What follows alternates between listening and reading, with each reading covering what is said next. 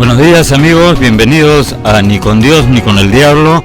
En el primer bloque del programa de hoy nos acompaña Olga Helfer, candidata al Congreso por Solidaridad Nacional con, como verán, el número 21. Bienvenida Olga, gracias por estar aquí. Olga tiene una trayectoria como pedagoga, ¿verdad? También como madre de familia, como autodidacta estudiando algunos temas de interés nacional, y tengo un diplomado en bioética. Correcto. Y una maestría en persona, matrimonio y familia. Muy bien. ¿Qué te ha impulsado? La política, dicen, es muy ingrata, más en estos tiempos, más en nuestro país. ¿Cómo así te decidiste a postular al Congreso? Bueno, indudablemente que salir de la esfera privada a la esfera pública, como es la política, es una decisión que he tomado por varias razones. En primer lugar, siempre hay algo de vena política en mi familia, ¿no? O sea, por el apellido Helfer. Claro.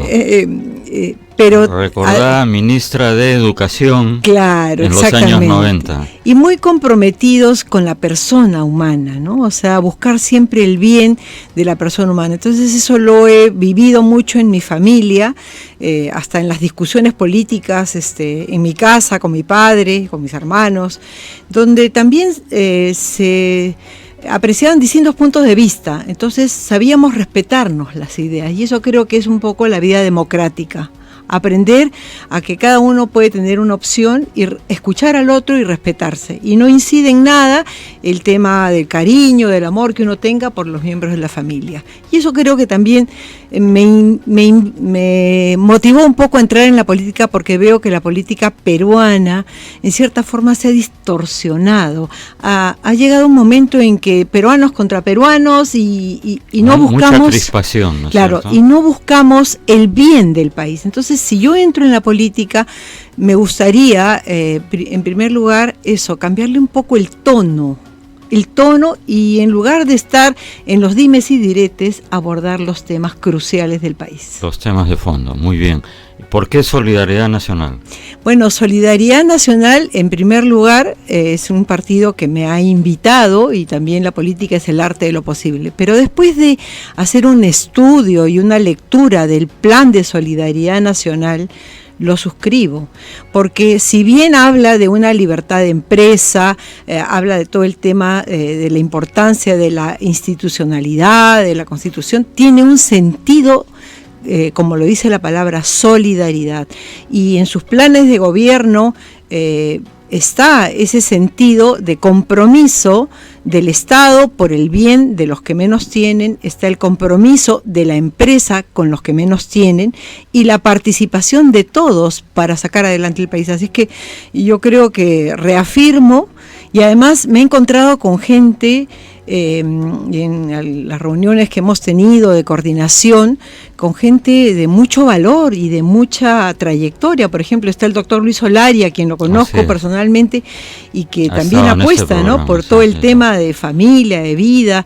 Entonces me siento, la verdad, que cómoda en Solidaridad actualmente. ¿Tú irías de acuerdo a lo que mencionas de las reuniones que has tenido con los otros candidatos, que se trataría de un bloque pro mercado en lo económico y, digamos, pro familia en lo social? Exactamente, o sea, es defender exactamente, primero la institucionalidad, es decir, devolverle al país que vuelva a tener ese equilibrio de poderes. Eso está, creo que, en el consenso de todos. Después está también el defender el modelo económico, pero un modelo económico que nos ha permitido crecer y ha permitido que muchas familias, por ejemplo, tengan ese incentivo de crear su propia empresa y que tengan la facilidad de hacerlo, ¿no? Y bueno, seguir motivando este modelo económico, pero evidentemente también está ese sentido social de responsabilidad, ¿no? Entonces, y evidentemente también devolverle a la política el sentido de por qué existe el Estado, por qué existe la democracia, y el Estado existe justamente en bien de la persona humana, de recuperar su dignidad, y de fomentar la familia, porque la familia es una institución fundamental. Un Estado que ignora a la familia, que no la promueve y que más bien hemos tenido, lamentablemente, en el año 2018, que el presidente Vizcarra derogó una ley de fortalecimiento de la familia. Entonces, y yo creo que eso es un grave error. A ver, recuérdanos un poco, por favor, esa ley. No tenía presente sí, el hecho. Es una ley en la que se fortalecía la familia de distintas formas, ¿no? O sea, en cumplimiento del artículo 4 de la Constitución, que dice que la familia, o sea, que el Estado, ¿no?, promueve el matrimonio y protege a la familia. Y esta ley, en varios artículos, desarrollaba toda esta parte de la Constitución, y había un capítulo que a mí me parece que era muy importante, que era el concurso del Estado y las organizaciones privadas, llámese empresa, instituciones, ONGs, grupos religiosos, lo que sea, que podían colaborar con el Estado en el fortalecimiento de la familia. Entonces, por ejemplo, el municipio podía tener algún proyecto de fortalecimiento de la familia y podía tener una contratación con alguna institución que ayudara, por ejemplo, a educar a los padres en el tema de la no violencia, en el tema de la nutrición, en el tema de mejorar la educación de sus hijos. Entonces, yo creo que el Estado no puede abarcarlo todo.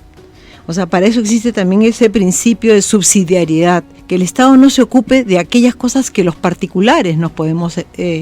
Bueno, el Estado debería ocuparse de lo mínimo posible, porque cada vez que mete la mano en algo, excepto determinadas áreas, ¿no? En el resto tiene que operar el sector privado y el mercado.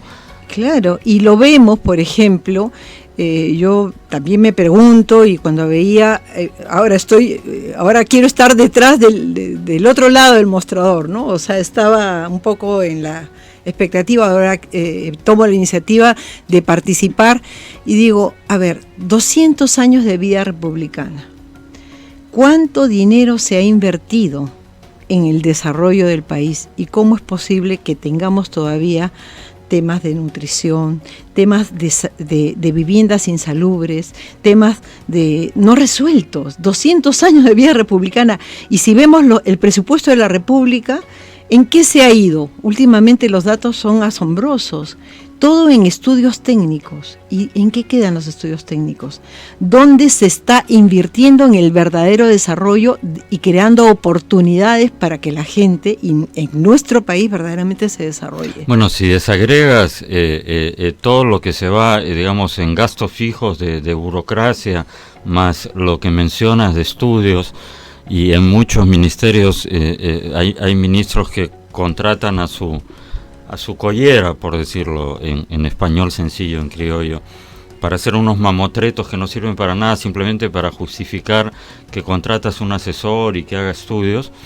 La estudiología y sumada a la tramitología frena, y al final lo que queda realmente líquido para lo que tú mencionas es una parte mínima, y a eso si le sumas la incapacidad de gasto, ¿no?, que es algo, yo diría, hasta inmoral y criminal. Tener un presupuesto y que no sepas gastarlo es terrible. Antes de hablar de tus propuestas, dos preguntas.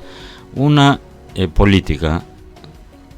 ¿Tú consideras, como muchos otros que han venido a este programa, que el destino del país, del Perú, se juega en este Congreso y no en el 2021 por el tema de que tiene que haber un balance y que sectores pro mercado y pro familia deberían tener mayoría, porque si el otro lado, la izquierda, lo tiene, corre el país el riesgo de que se cambie el régimen económico de la Constitución, de que se sancione la reelección indefinida inmediata, y tan grave como eso, que se cambien las leyes que protegen a la familia y al no nacido. ¿Tú crees que existe ese riesgo?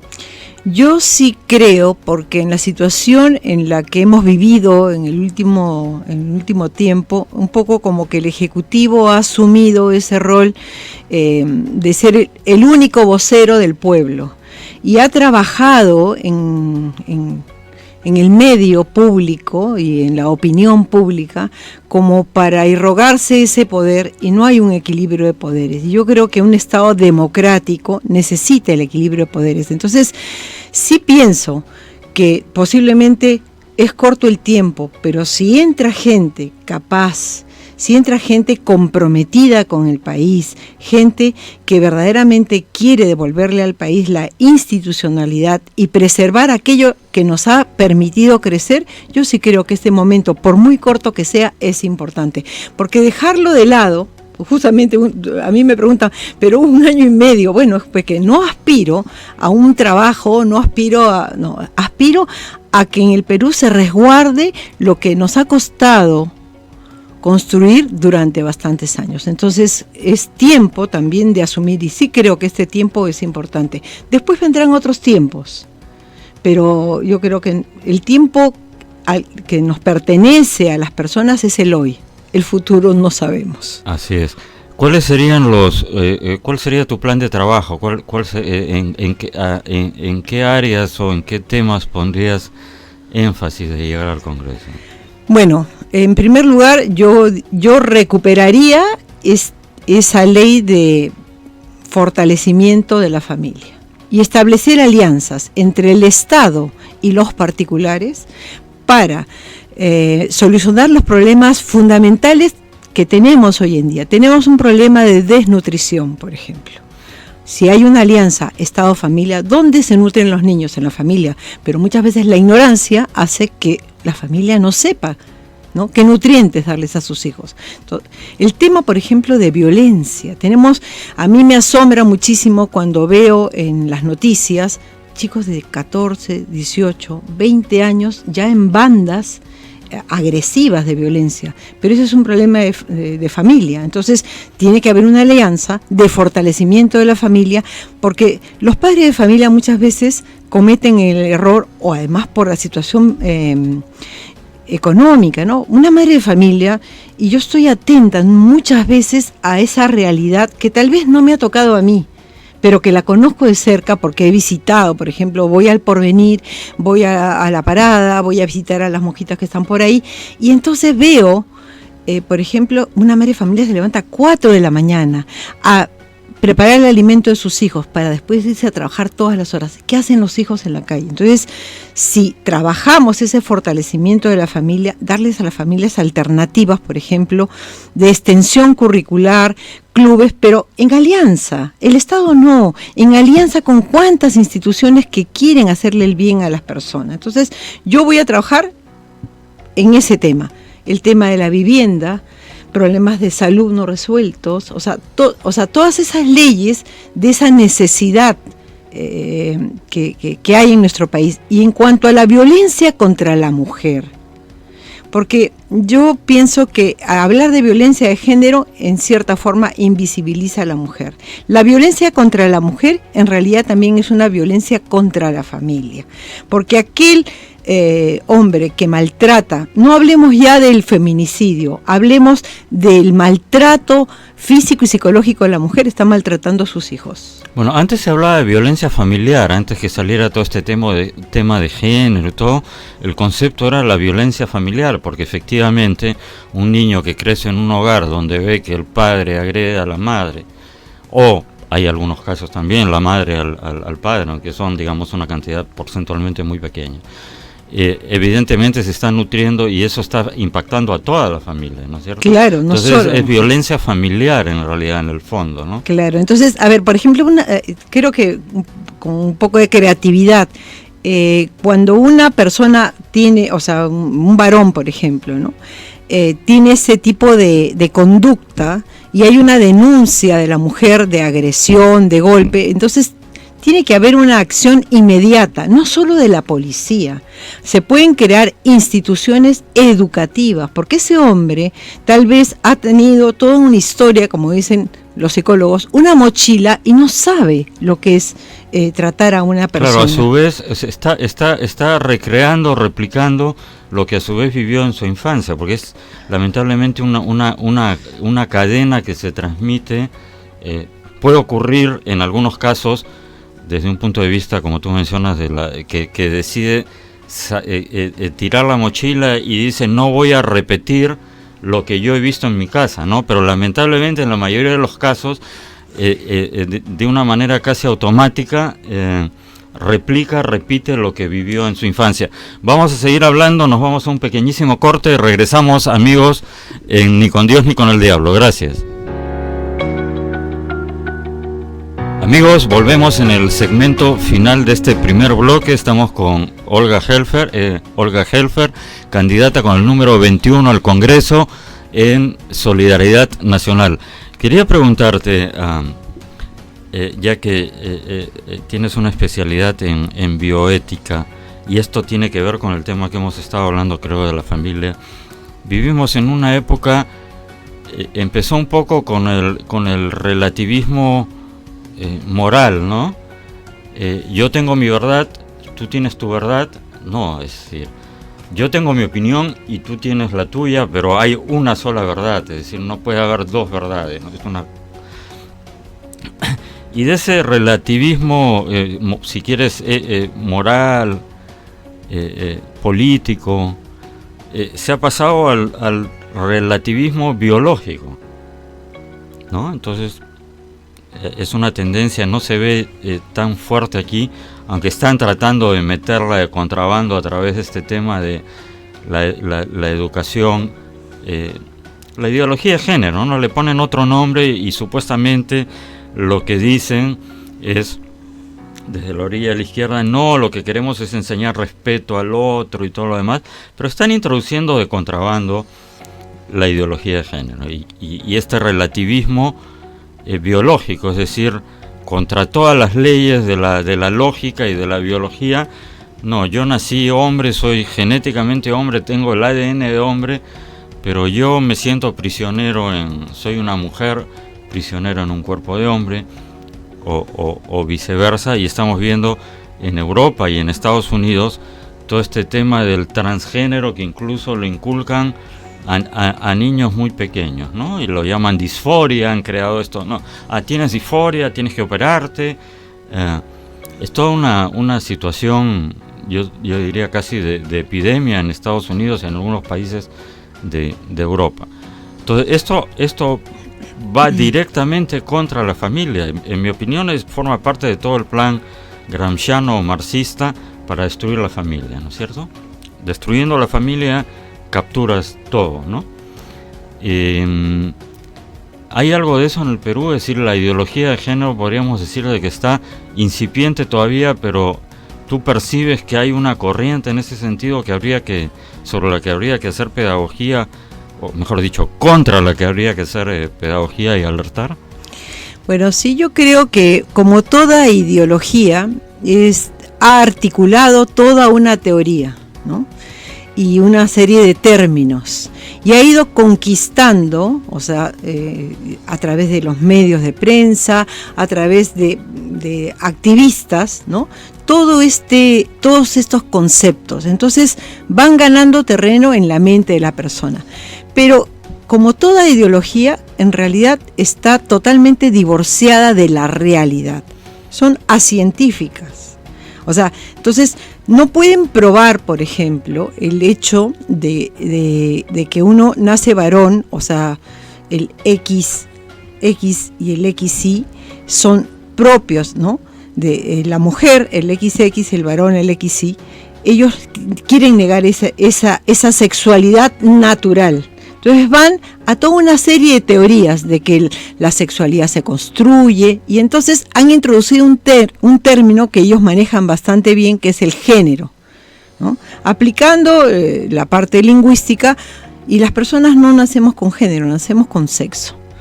Cuando yo di luz a mis hijos, el doctor me dijo tiene un varoncito, y después cuando nacieron mis hijas tiene una mujercita, ¿no? Me dijo sexo desconocido, ¿no? Entonces creo que por ahí, pero ya han cambiado el lenguaje. Entonces por ahí sí creo que en nuestro país se van introduciendo y van ganando la mente de mucha gente con este relativismo. No pueden probar nada, pero tienen que argumentar. Y la prueba es que se ha introducido en el Estado, por ejemplo, el término género, se ha querido introducir, y ahí surgió toda una protesta de los padres de familia, todo el tema de la ideología de género en los textos escolares, ¿no? En introducir a los chicos en eso de que ellos pueden elegir su sexualidad. O sea, yo creo que en nuestro país hay un activismo progénero. Y por eso es que los padres, con sentido común y defendiendo a la patria potestad que les corresponde, han salido al frente a defender a sus hijos, porque lo más preciado para nosotros los padres son los hijos. Y nosotros tenemos el derecho de educarlos y de formarlos en los principios que creemos, porque yo no traigo al mundo para que el Estado, o sea, mi hijo no nació en el Estado me tiene que apoyar a mí, pero no puede cambiar la percepción del mundo y de la vida. Entonces, sí creo que hay que tener mucho cuidado con el tema del género, porque sí está conquistando, y también está conquistando un poco la mente de la gente. Nos han hecho creer que violencia de género equivale a defender a la mujer. Yo personalmente, como mujer, yo creo que la mujer tiene un valor del mismo valor que tiene el varón en su dignidad y como persona, que es verdad, en algunos casos está relegada por un machismo, es decir, por una distorsión de lo que es el varón. Sí existe la violencia contra la mujer y también contra los hijos y contra la familia, en algunos casos por esos varones que han entendido que el ser varón es maltratar a la mujer o imponerse sobre ella. Entonces, yo personalmente creo que sí hay que evitar y hay que, al contrario, defender a la mujer de toda violencia. Creo en la igualdad de los derechos de la mujer, pero no me hagan creer que la ideología de género es lo mismo que defender a la mujer.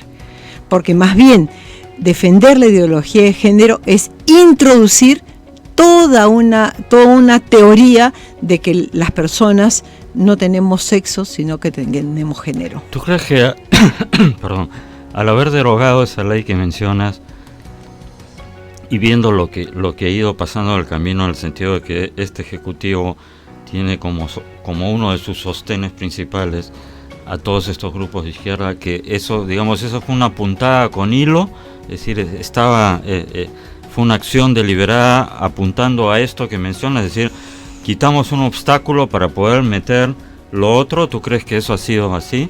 Sí, yo creo que sí, ¿no? O sea, las acciones de los gobernantes muchas veces responden o a intereses ideológicos particulares o a presiones de grupo.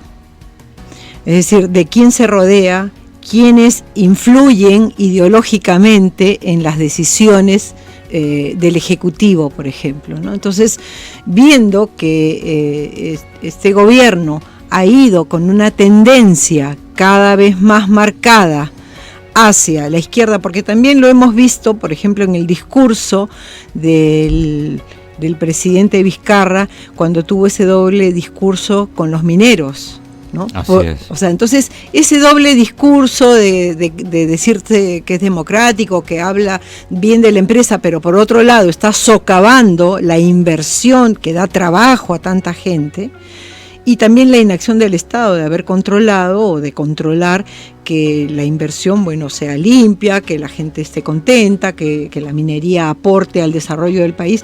La inacción del Estado, ¿no? No es responsabilidad de la empresa. Entonces, obviamente, corroborando este discurso en el aspecto económico, también se corrobora el discurso en cuanto a destruir a la familia y más bien introducir la agenda internacional progénero, que es sintomático, ¿no? Porque yo recuerdo cómo iniciando el periodo, que es el periodo Kuczynski-Vizcarra, ¿no? Uh-huh. Como digo, ¿cuántos problemas sociales tenemos? Y sin embargo, la agenda de género prioridad. Claro, sí, tenemos problemas de tercer mundo, lamentablemente, y estamos dedicando tiempo, esfuerzos, presupuesto a digamos, temas de primer mundo, ¿no? O sea, si la cantidad de bebida gaseosa que tomas es decir, no hemos resuelto, como has mencionado, los temas de salubridad, de desnutrición, y ya estamos tratando de meter en la agenda cosas que en las sociedades desarrolladas las están debatiendo para bien o para mal. Yo creo que para mal, pero porque ya tienen resueltos sus problemas básicos, ¿no es cierto? Entonces hay todo un contrabando ideológico. Bueno, lamentablemente se nos ha acabado el tiempo. Te agradezco muchísimo tu presencia y ya saben, amigos, tienen que votar. Yo no menciono partidos políticos aquí en este programa. En lo que resta del año hasta las elecciones vamos a invitar a congresistas de todos los partidos políticos, de todos los números en la ubicación de cada lista, pero que sean pro mercado y pro familia. Aquí no ocultamos la posición que tenemos, tratamos de informar de una manera lo más objetiva posible, pero sin ocultar.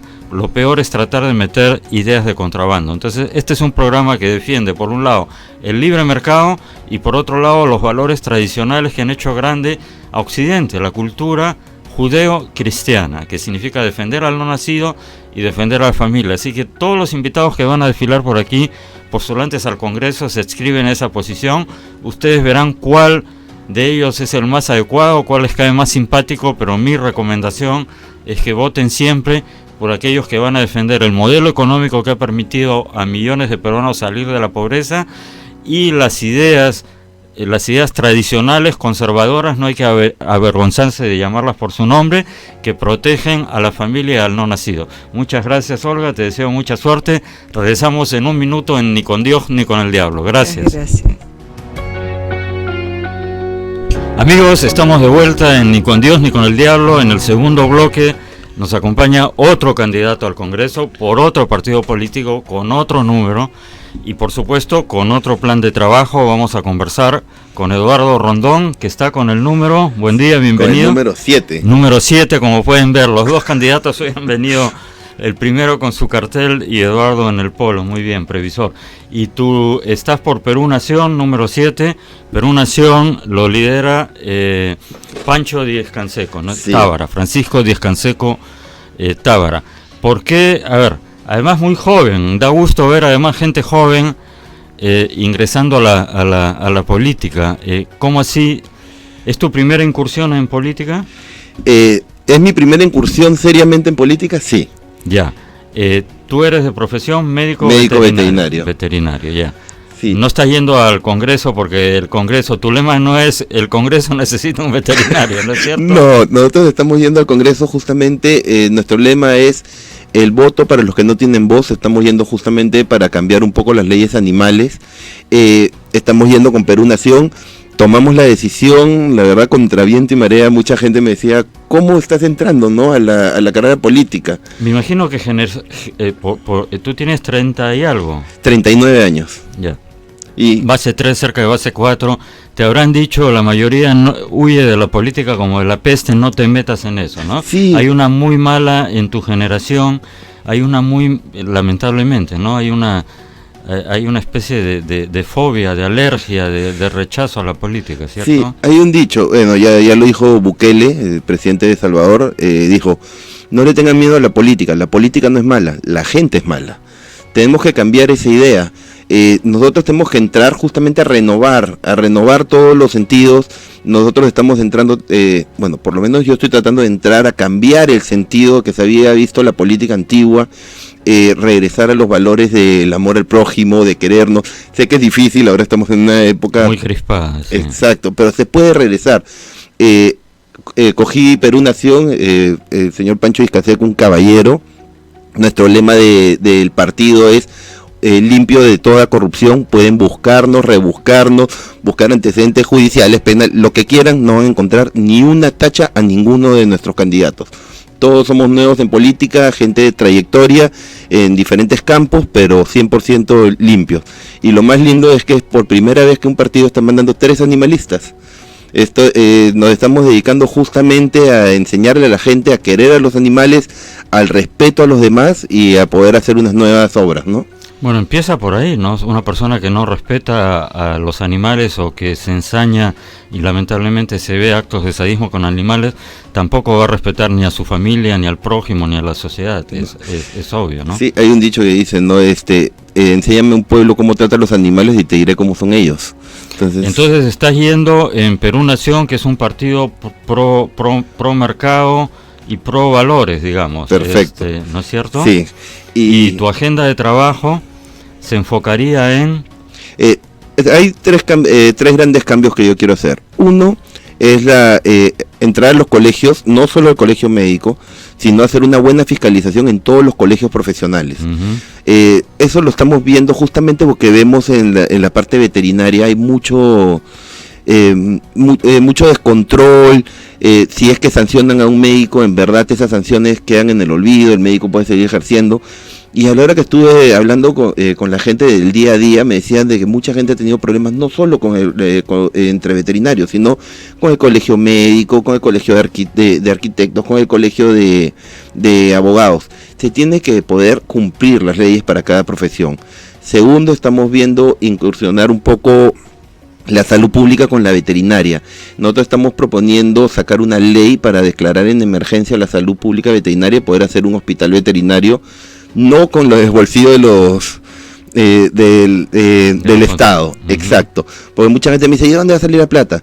Eso se va a manejar mediante mesas de diálogo con diversas universidades y con las municipalidades. Ahorita tenemos muchas clínicas municipales y tenemos muchas clínicas universitarias. No están articuladas. No están articuladas. O sea, hacer una red como existe en la salud pública para los seres humanos. Exacto. Una red. Sí, y lo más interesante es que lo que queremos es ayudar a que el veterinario tenga una mayor educación, una mayor capacitación, pudiendo tener un hospital gratuito. Eso sí, es un hospital gratuito para perros de la calle, lugares de albergues y perros en abandono. No es de que... Claro, y si los otros que vayan de un profesional sí, veterinario. Exacto. Claro. Es justamente para los... como salud pública para la gente de que de verdad lo necesita. O sea, un CIS para mascotas. Exacto. Un CIS para mascotas, ¿ya? Y algunas personas me dicen, ¿pero por qué lo estás haciendo? Mira, ni en los hospitales se puede hacer. Vamos a enseñar que se puede manejar bien. Se puede hacer buenas hay ejemplos cosas. Muy notables de gestión privada que funciona. Por ejemplo, los hospitales de solidaridad, claro, no tienen nada que envidiar a las clínicas privadas y muchos creen que dependen del municipio. No, se financian con la propia atención, es decir, mercado puro. Exacto. Mercado puro. Y lo más una de las cosas que es innovadora es que nosotros vamos a poner a los últimos alumnos de las carreras de veterinaria para que puedan hacer prácticas ahí. Exacto. Con eso ya no vamos a estar practicando con los animales sanos, sino van a estar en el campo del día a día. Siempre bajo un veterinario docente, ¿no? Que las universidades lo pueden poner. Fogueando, o sea, exacto. Van a tener mayor contacto directo, van a poder ingresar un poco más. Ahora, también me decían, ¿pero tú crees que las universidades lo van a aceptar? Es cuestión de conversar, porque eso les va a convenir a ellos. El negocio de las universidades no es la clínica, el negocio de la universidad es la enseñanza. Y si la universidad va a sacar mejores profesionales, va a tener más alumnos. Entonces, claro, es un ganar-ganar para todos. Así es. O sea, te vas a enfocar, ese es uno de los temas en los que te uno vas de los a enfocar. temas, sí. Yeah. Uno de los temas es el hospital veterinario, porque tenemos cuando hay un brote, el otro día le comentaba también a una persona que me hacía varias preguntas. Le digo, miren, con el político tenemos dos problemas. Uno, cuando hay un brote de alguna enfermedad, le cae, ¿por qué el político no lo pudo ver? ¿Por qué no lo preveyó? ¿Por qué no lo hizo? Pero si es que ahora yo estoy justamente viendo que podrían venir problemas de salud por tanta cantidad de perros, tenemos 8 millones de perros callejeros. 8 millones de perros callejeros. ¿A escala nacional? A escala nacional. Eso quiere decir, hay problemas de enfermedades zoonóticas. Esos perros no están vacunados contra la rabia, ni desparasitados, ni desparasitados, y pueden transmitir, aparte de lo obvio, rabia, morder, enfermedades de transmisión directa. Entonces es peligrosísimo y ahorita no lo estamos enfocando. El problema es que apenas hay un brote, nos va a caer también a los políticos. Ahora que yo estoy justamente viendo de que no vaya a pasar, también me está cayendo, me dice, dedícate a otra cosa primero antes de los perros. Nosotros tenemos que empezar a hacer como las sociedades. Nosotros teníamos en Holanda, se vio que había un problema muy fuerte de salud pública. Se llegó a erradicar los perros de la calle y sin una sola matanza. Porque lo más fácil siempre es decir, claro, bueno, hay perros de la calle, nos matamos a todos. En Holanda lo llegaron a hacer con las esterilizaciones, el hospital gratuito, y viendo justamente que los albergues y los lugares de rescatistas estén bien legislados, ¿no? Es una cifra, no sabía. ¿Y cuántos perros, digamos, domésticos bien cuidados hay vis a vis esta...? Normalmente ahora hemos cambiado, gracias a las nuevas generaciones ya se cambió. Antiguamente ahora se adopta mascotas, exacto, ¿no es cierto? Hay un lema, es de mal gusto comprar. Exacto. El lema es adopta, no compres. Claro. Mucha gente me dice, entonces tú estás a favor de la adopción. Por supuesto, 100% perro adoptado, perro esterilizado para no traer mayor población. No quiere decir de que tú no puedas tener un perro de raza. Hay algunos casos en que sí necesitas un perro de raza por algunas características que tienen los perros. Si tienes un niño, por ejemplo, con problemas de autoestima baja, ahí yo sí recomiendo un perro de raza para algunas terapias. ¿Por qué? Cuando tú buscas un perro extraño que no hay en la gente y él lo saca al parque, la gente se le va a acercar y se empieza a conversar. Entonces empieza a hacer que un niño que es muy introvertido empiece a socializar de todas maneras. Ahora, si tú tienes un niño hiperactivo, no te voy a decir búscale un beagle o un perro adoptado que sea muy hiperactivo, porque ¿cuál es el problema? Se van a potencializar.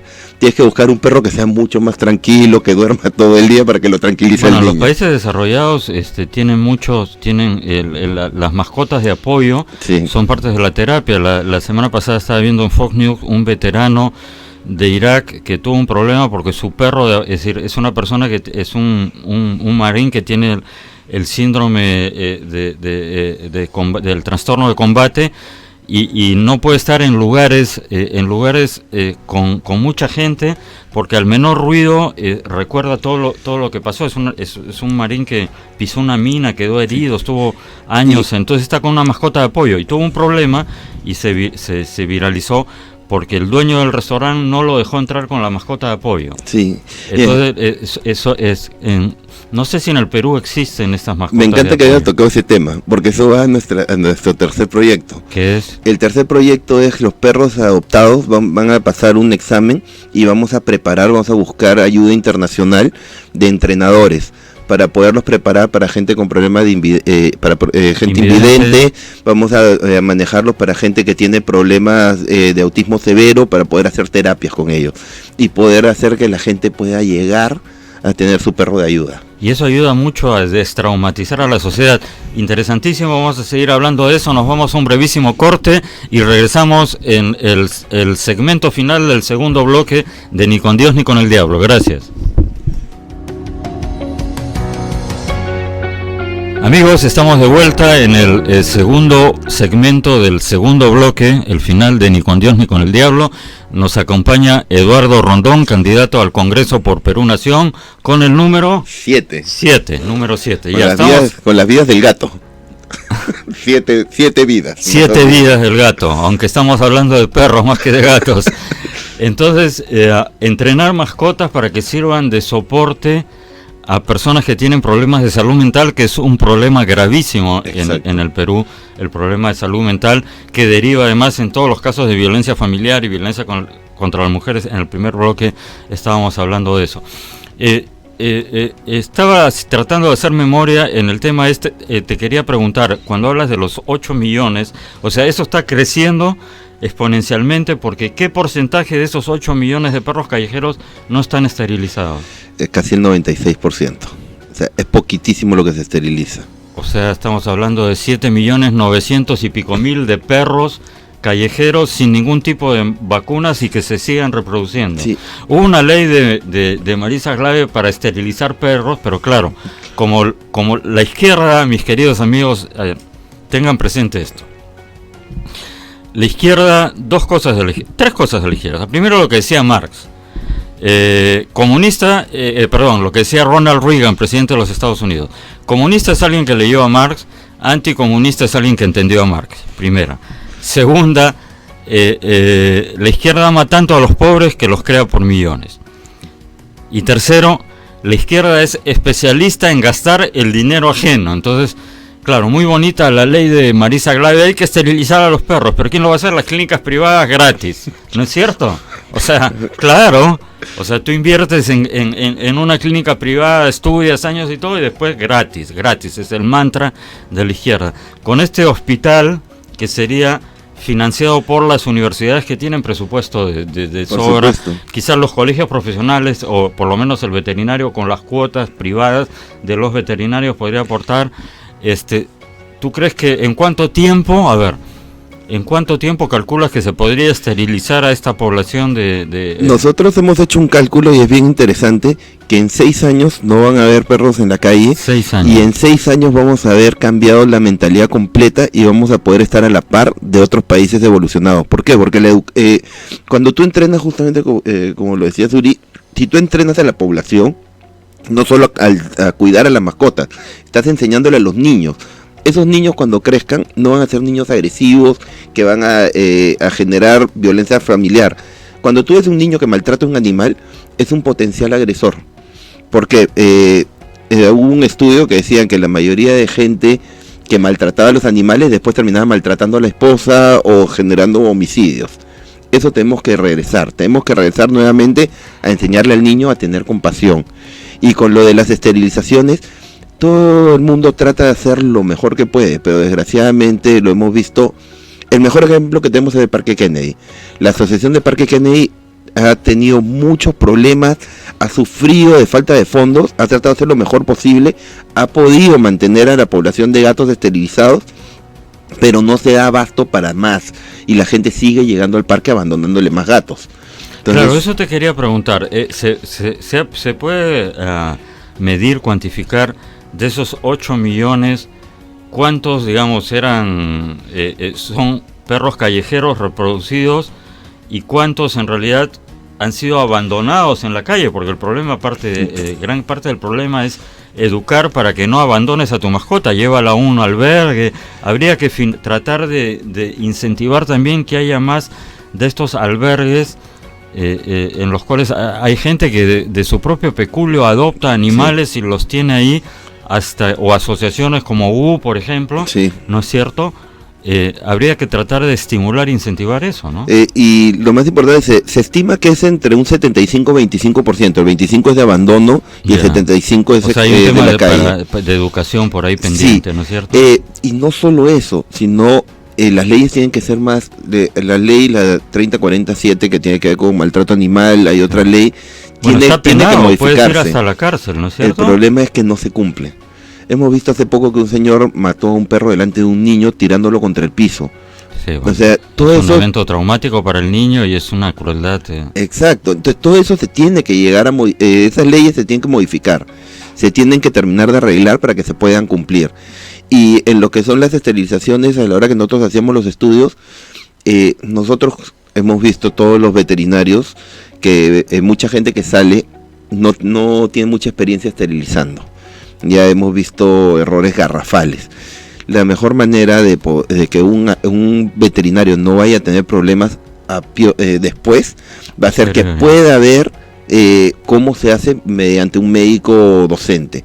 Con las campañas de esterilización tú vas a tener tanta experiencia y vas a verlo del día a día que después no vas a cometer esos errores, que es lo que pasa con los médicos humanos en hospitales. Un médico que sale de un hospital, tú dices es una eminencia y lo buscas para que te atienda, porque ha tenido tantos casos. Así es decir, la práctica en profesiones como la medicina humana o veterinaria, evidentemente la práctica no tiene sustituto. Entonces a lo mejor en una clínica privada determinado tipo de operación un médico lo hace 2 o 3 o 4 veces al año. Yo siempre, y en la salud pública está casi comiendo con una mano y operando con la otra. De día a día. Me imagino que con los veterinarios ocurre lo mismo. Te quería preguntar, hay profesiones en el Perú que tienen ya un exceso, un superávit, abogados, por ejemplo. Me parece que hay demasiados abogados, pero en el caso de los médicos veterinarios. Todavía. ¿Cuál es el número ideal que debería haber en un país relación médico-veterinario, cantidad de población. La verdad es que el médico veterinario todavía no estamos ni en la quinta parte de lo que necesitamos. Ni en la quinta parte. Sí, ¿cuál es el problema? El problema es que, claro, veterinario que acaba, veterinario que quiere dedicarse a perros y gatos. Claro. En medicina de menores, sí estamos, todavía hay mercado, pero estamos casi al límite. El gran problema que tenemos es que no tenemos muchos veterinarios en lo que es educación, en lo que es investigación. Si cogemos de campo de la patología, de laboratorios, es muy difícil conseguirlo. En el área aviar, por ejemplo, en el área que tiene que ver con reproducción, algo tan sencillo que tiene que ver como gallinas ponedoras, no hay médicos que se dediquen a eso. Y bueno, lo otro pero eso es problema del Estado que también se tiene que cambiar. Tenemos muy pocos médicos que se dedican a ganado y a porcinos. ¿Por qué? Porque justamente está muy mal visto ese mercado. Esto es algo que normalmente la gente no sabe. Casi el 90% de la carne que se consume acá en el Perú es traída de afuera, no es carne nacional. ¿Por qué? Porque normalmente al ganadero ya no le es rentable poder mantener la carne. La carne la están trayendo de Bolivia, la están trayendo de Ecuador, la están trayendo de Brasil, y no se les está cobrando un impuesto como se debería cobrar en otros países a la carne que entra y darle mayor producción al Estado. Mayor incentivo al producto nacional. Sí, bueno, es un tema, podríamos dedicar un programa entero a hablar de eso, no sé. A priori subsidio, me dice subsidios y es como ajo a las barreras de acceso y es como ajo al vampiro, yo creo que la competencia, pero bueno, podríamos hablar en otro momento de eso. A ver, para terminar, ya una cosa netamente política, dejando de lado tu métier, tu especialidad y los planes que tienes para el Congreso, que me parecen un ángulo distinto. No vas a vacunar contra la rabia a los otros congresistas, puedes estar tranquilo, no los vas a vacunar. Hay uno que le dicen el perro, a ver si llega ladrando allá también le pongo su vacuna. También lo vacunas. ¿Tú crees que el destino del Perú se juega en... A ver, te lo planteo de esta manera. Me imagino que estás postulando ahora y no en el siguiente periodo porque estás en el grupo de aquellos que piensan que el destino del Perú se juega en el 2020. Exacto. ¿Es así? Este congreso va a ser el más importante. Todo el mundo me decía, ¿por qué no te mandas en el 2021? La gente no se está dando cuenta que ahora se está tratando de hacer un cambio de constitución que no se debe de permitir. Ahora en este año y medio es donde tenemos que dejar que no entre la izquierda, porque si entra, desgraciadamente el cambio que quieren hacer del plan económico... tiene mayoría la izquierda en el Congreso, a eso te refieres. Exacto. Tiene mayoría en 2 legislaturas ordinarias, sin necesidad de una asamblea constituyente ni nada, simplemente en 2 legislaturas ordinarias pueden modificar lo que quiera la Constitución, especialmente el capítulo económico, ¿cierto? Exacto, ellos están con la idea de hacer el cambio económico. Pero una acción como bloque defiende la economía de mercado. El capítulo no va a estar a favor. No vamos a cambiarlo, segurísimo. Después que se pasan al otro lado. No, para nada. Sacan cachita y no. Es más, nosotros defendemos el libre mercado, nosotros defendemos todo lo que es la economía. Nos parece que es lo más importante. Si tú empiezas a hacer cambios, el país en vez de seguir subiendo va a empezar a retroceder rapidísimo. Ahora estamos estancados, estamos con un crecimiento creo del 2.6 estimado. Sí. Entonces, se empezó con 3.2, 3.1, 3, 2.9, 2.8 y bajando. Sí, y la gente, por ejemplo, este es un dato que todo el mundo me hablaba, ¿no? Me decía, ay, que mira, que Perú está creciendo poquito, pero Chile no está creciendo nada. Yo le digo, mira, con todo lo que ha pasado en Chile, igual va a crecer más que nosotros. O sea, tenemos que poner una estabilidad. Y otra cosa, ahora que estamos hablando ya de otros temas, tenemos que tener muchísimo cuidado con lo de Bolivia, porque mucha gente está hablando, mira, Bolivia se ha levantado. Son 3-4 personas. Lo que pasa es que la gente no está mirando qué es lo que está pasando. Dicen, no, que quieren que Evo regrese. Evo ya no va a regresar. No tratemos de subir una noticia puesta por un par de personas de izquierda y levantarla. Han agarrado infragantis a agentes cubanos con fajos de billetes, pero con maletines llenos de billetes, que decían, no, eso es para pagar a los médicos cubanos que están ayudando aquí. Tú no pagas a los médicos cubanos, eran agentes de inteligencia cubana, han detectado agentes de inteligencia venezolana que los han expulsado y han roto relaciones y han reconocido a Guaidó, muy bien hecho, pero efectivamente no hay que inflar y no ha habido en Bolivia un golpe de Estado, Sí. eso lo hemos conversado con otros invitados. Muy bien, Eduardo, te agradezco mucho tu presencia Muchas aquí, gracias. te deseo mucha suerte. Amigos, terminamos el programa de hoy, nos vemos mañana en Ni con Dios ni con el Diablo. Gracias, buen día.